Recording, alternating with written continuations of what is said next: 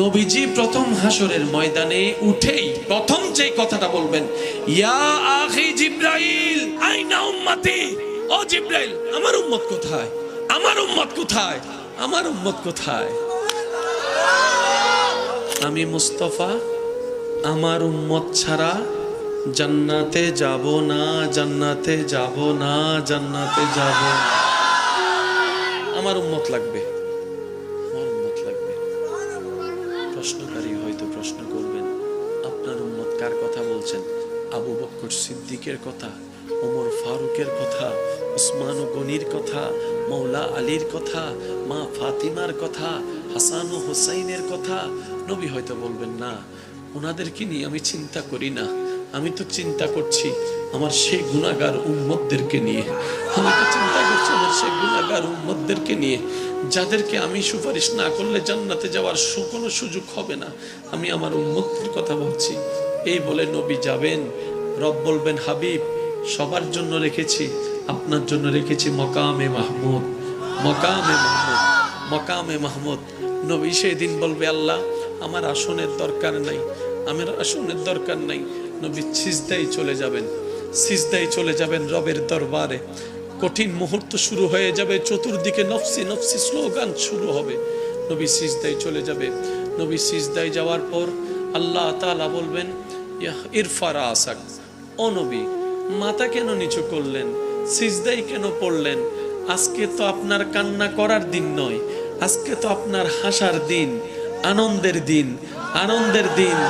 অন্যদের না নফসি নফসি করার দিন, আপনার তো নফসি নফসি করার দিন নয়, আপনার তো কান্না করার দিন নয়। ও হাবিব, তায়েফে অনেক কেঁদেছেন, আমি আল্লাহ মানা করি নাই। মক্কায় অনেক কষ্ট করেছেন, আমি মানা করি নাই। আপনি বদরের মধ্যে অনেক কষ্ট করেছেন, আমি মানা করি নাই। আপনি উহুদে দন্দান শহীদ করেছেন, রক্তাক্ত হয়েছেন, আমি মানা করি নাই। আপনি আমার জন্য যথেষ্ট করেছেন, আমাকে খুশি করার জন্য, আপনি আমার প্রেমের পরীক্ষায় দেওয়ার জন্য যথেষ্ট করেছেন। হাবিব, হাসর এটা আপনার জন্য। আর সে হক হে মসনদে রিফাত রাসূলুল্লাহ কি দেখনি হে হাসর মে ইজ্জত রাসূলুল্লাহ কি। ইরফা রাসাক। ও মুস্তাফা, ও নবী, আপনি মাথা তুলেন না। কি চান বলেন না, আপনি যা চাইবেন আমি আল্লাহ তাই দিব।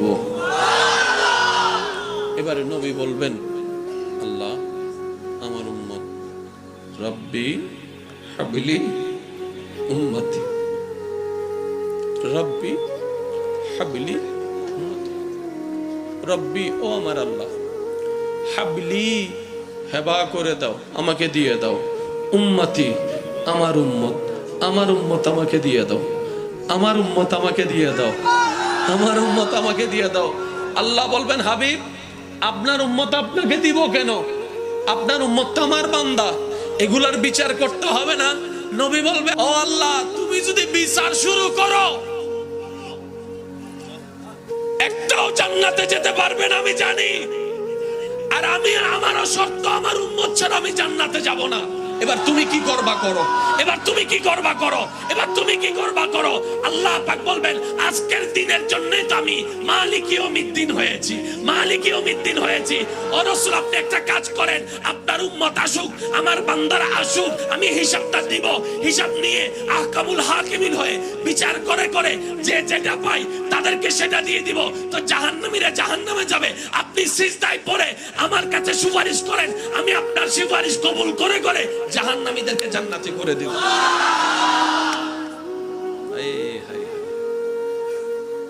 আমাদের জন্য কেঁদেছেন, আমাদের জন্য কাঁদছেন, আমাদের জন্য কাঁদবেন, তিনি হচ্ছেন নবী রহমত।